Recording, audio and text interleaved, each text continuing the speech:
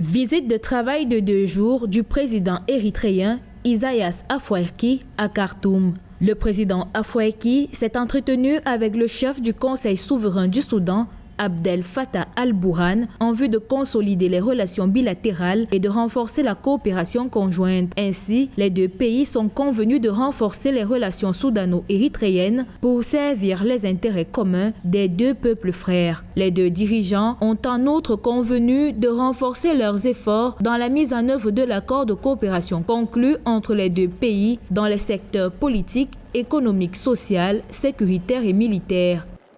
L'Érythrée, qui est un pays très isolé, a besoin de briser cet isolement. Le Soudan, qui sort d'un isolement assez dur, a besoin de débouchés économiques. Donc la visite du président érythréen, qui se trouve au centre et au cœur de tous ces enjeux au Soudan, réveille une importance capitale. La coopération dans les domaines politiques, économiques et sécuritaires a beaucoup à apporter dans cette région extrêmement tendue.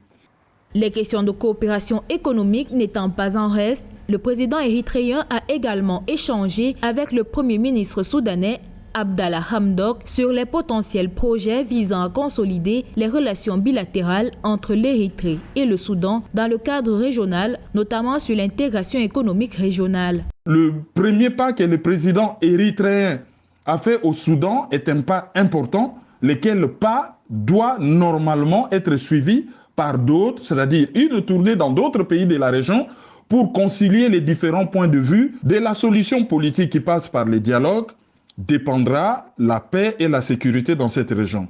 Et de la paix et de la sécurité dans tous ces pays dépendra la reprise des affaires, autrement dit, la promotion de l'économie. Certains experts précisent que cette visite de 2 jours intervient après que le Soudan a accusé une tierce partie de se ranger du côté de l'Éthiopie dans un conflit frontalier au sujet de la région de Fagasha qui regorge des étendues de terres agricoles. De plus, le conflit du Tigré en Éthiopie qui a entraîné un afflux de réfugiés au Soudan a exacerbé le différend, d'autant plus que le gouvernement érythréen est un allié de l'Éthiopie dans la lutte contre les forces du TPLF au Tigré.